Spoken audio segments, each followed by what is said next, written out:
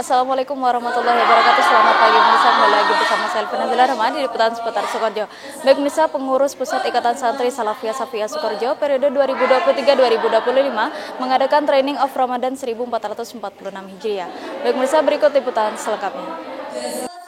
Pengurus Pusat Ikhsas Putri periode 2023-2025 mengadakan Training of Ramadan 1446 Hijriah dalam rangka memberikan pembekalan kepada Panitia Rihla Ramadan Santri atau R2S 1446 Hijriah dengan tujuan memberikan gambaran langkah-langkah dalam berkiprah di tengah masyarakat serta mewujudkan santri sebagai agen perubahan. Acara ini diikuti oleh 96 peserta training yang merupakan perwakilan pengurus rayon dan subrayon Ikhsas Nusantara. Pelaksanaan kegiatan berlangsung selama 3 hari yang bertempat di Aula Pascasarjana Universitas Ibrahimi dimulai pada 11 Februari 2025.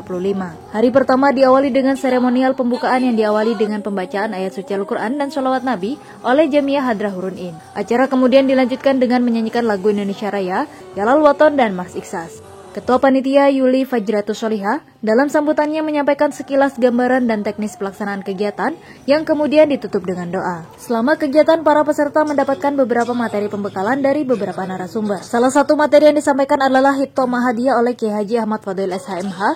Saya yakin seyakin-yakinnya bahwa masyarakat kita adalah masyarakat yang religius. Untuk itu maka kegiatan yang akan dilakukan oleh sahabat-sahabat santri yang notabene memang sudah cukup bekal ilmu agamanya, core utama kita adalah dalam wilayah kegiatan keagamaan. Nah, sahabat sekalian, dalam kultur masyarakat yang religius, Ramadan merupakan momen penting yang sulit untuk kemudian dilewatkan begitu saja. Setidak-tidaknya sahabat sekalian, mereka punya dorongan yang kuat untuk bagaimana bisa meningkatkan kualitas ibadah mereka. Mereka punya dorongan yang kuat untuk bagaimana meningkatkan kualitas keimanan mereka di bulan Ramadan sebagai momentum yang sangat berharga. Maka sahabat sekalian, timing bulan Ramadan untuk melakukan aktivitas dan kegiatan merupakan timing yang tepat bagi sahabat-sahabat santri. Dari mana kemudian kita akan melakukan kegiatan itu sehingga bisa mendapatkan kepercayaan yang awalnya mereka apatis terhadap kita? Maka pembuktian melalui kegiatan inilah untuk menjawab apatisme masyarakat bahwa kita mampu, bahwa kita bisa berkontribusi. Sahabat, saya juga punya keyakinan yang seyakin-yakin bahwa seberapapun bobroknya seseorang, seberapapun mereka jauh dari nilai-nilai agama, seberapapun mereka tidak percaya terhadap pondok pesantren, tetapi saya yakin seyakin-yakinnya bahwa mereka punya keinginan anaknya, putranya, generasinya menjadi orang-orang yang soleh. Serusak-rusaknya seorang bapak, pasti bapak ini tidak ingin anaknya juga rusak sama seperti si bapak.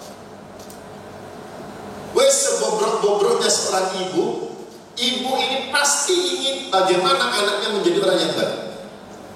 Itu pasti. Maknanya apa? Inilah sebagai pintu masuk yang mungkin bisa kita garap. Kalau kita tidak mungkin untuk menyentuh bapak-bapaknya karena jauh dari pesantren, karena sudah punya pandangan negatif tentang pondok pesantren, kita tidak mungkin begitu saja masuk melalui kegiatan ibu-ibunya yang mungkin mereka sudah punya aktivitas dan kegiatan di rumah masing-masing. Maka pintu masuk kita garap anak-anak mereka. Terdapat pula materi lainnya yakni keikhlasan yang dibawakan oleh Nawawi SPDI. Berkhidmat di organisasi lain, bukan tidak baik kita berada di organisasi yang lain.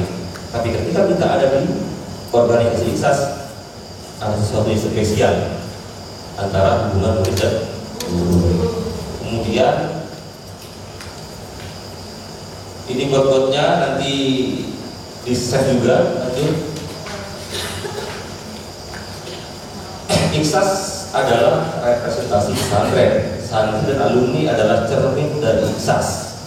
Ingat, Bapak Ibu pernah mengatakan bahwasanya gember pesantren, yaitu adalah alumni pondok pesantren. Kalau kalian sudah menjadi santri, apa yang akan dilihat oleh masyarakat ketika melihat sosok Potret Sukorejo? Ketika kalian berlibur di bulan Ramadan, ketika kalian berlibur di bulan Ramadan, maka kalian otomatis akan berinteraksi dengan masyarakat. Ketika kalian berinteraksi dengan masyarakat, sebenarnya masyarakat tidak perlu jauh-jauh untuk mengetahui Salafiyah Syafi'iyah Sukorejo. Cukup melihat bagaimana seorang santri yang berlibur Ramadan itu adalah bagian dari pondok pesantren Salafiyah Syafi'iyah.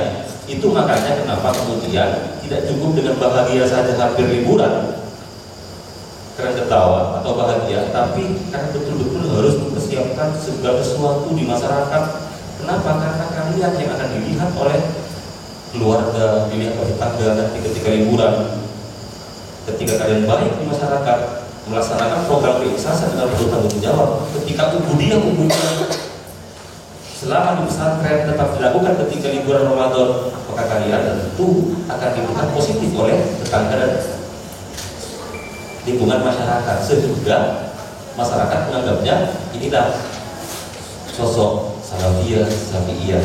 Jangan kemudian masyarakat melihat sosok pondok pesantren Salafiyah Syafi'iyah dengan kacamata negatif, bukan pondoknya tapi gara-gara perilaku santrinya.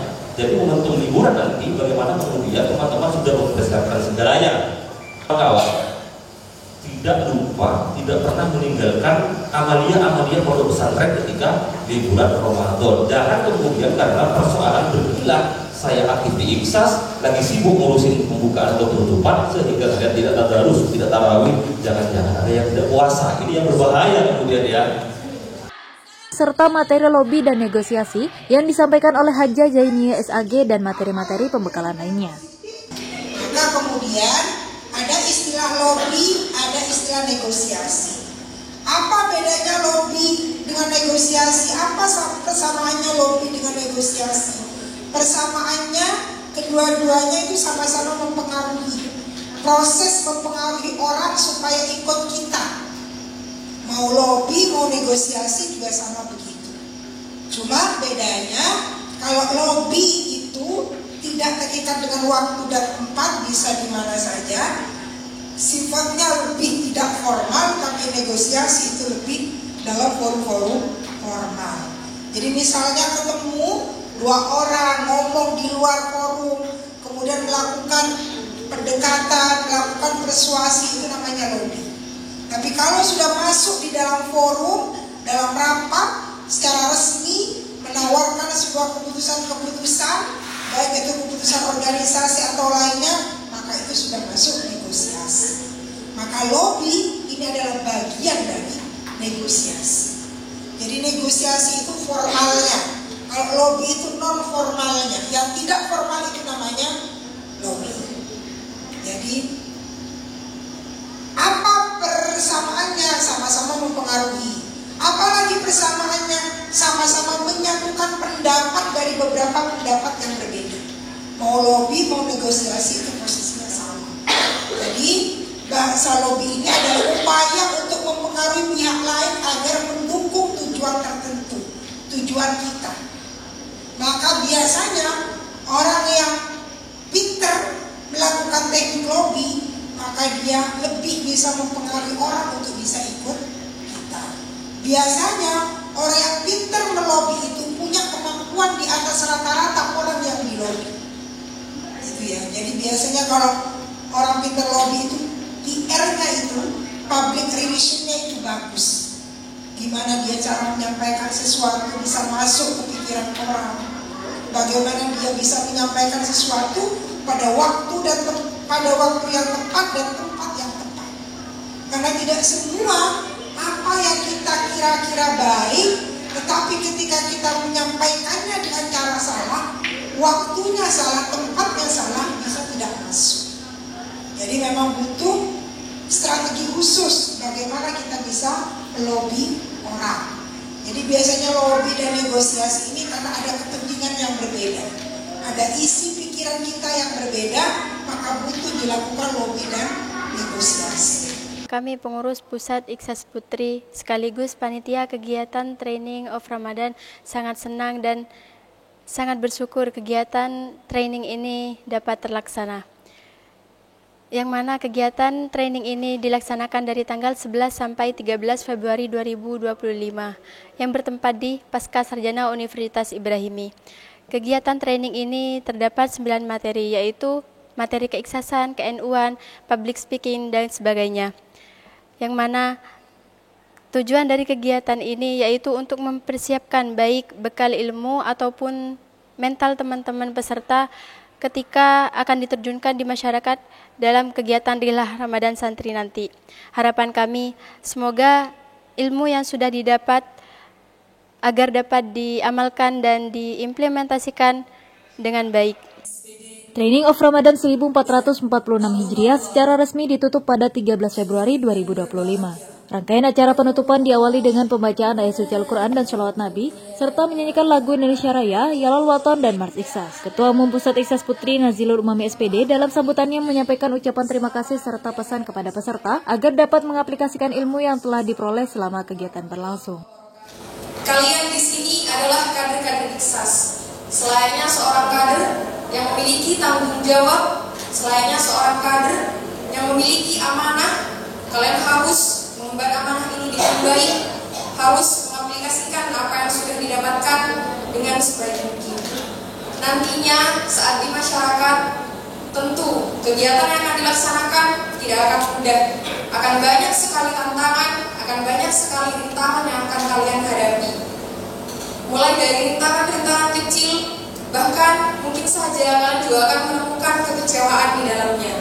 Tapi yang kami harapkan, karena kalian adalah kader-kader Iksas, harus menjadi kader-kader yang tangguh, kader-kader yang memiliki prinsip perjuangan sebagaimana wasiat para masyayikh. Kalian tidak boleh kendor semangatnya, tidak boleh semangat pengabdiannya terobohkan oleh hal-hal pribadi, oleh hal-hal eksternal. Terutama ketika saat di rumah nanti, pasti akan banyak sekali hambatannya, baik itu dari diri kita sendiri, dari keluarga, ataupun juga dari teman-teman kita, teman-teman seperjuangan, pasti akan banyak sekali kendala-kendala yang kita hadapi.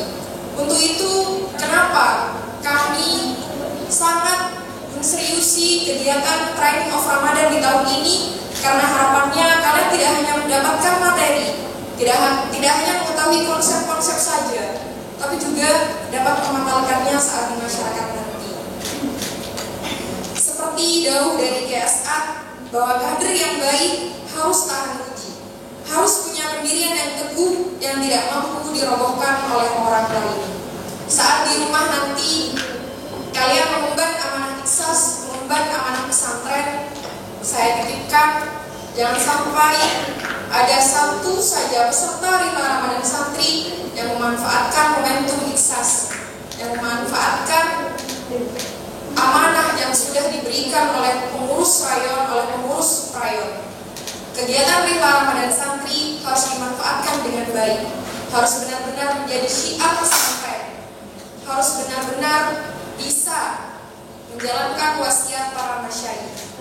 Saya utusan dari Suprayon Iksas Jangkar, delegasi Ketua Kelompok 8 sebagai kelompok teraktif di dalam kegiatan Training of Ramadan 2025. Kami sangat senang sekali mengikuti Training of Ramadan 2025 karena bisa mendapatkan ilmu langsung dari narasumber-narasumber yang pastinya sudah memiliki pengalaman banyak di dalam bermasyarakat. Harapan kami semoga kita bisa mengamalkan seluruh ilmu yang kita dapatkan selama Training of Ramadan di dalam kegiatan Rihlah Ramadan Santri nantinya. Semoga seluruh kegiatan Rihlah Ramadan Santri Iksas Nusantara bisa berjalan sesuai harapan semuanya. Sebagai bentuk apresiasi juga diberikan penghargaan kepada peserta terbaik, kelompok teraktif, serta paswat kelompok terbaik. Acara kemudian dilanjutkan dengan penyampaian pesan dan kesan dari peserta yang diakhiri dengan doa serta penayangan video dokumentasi kegiatan.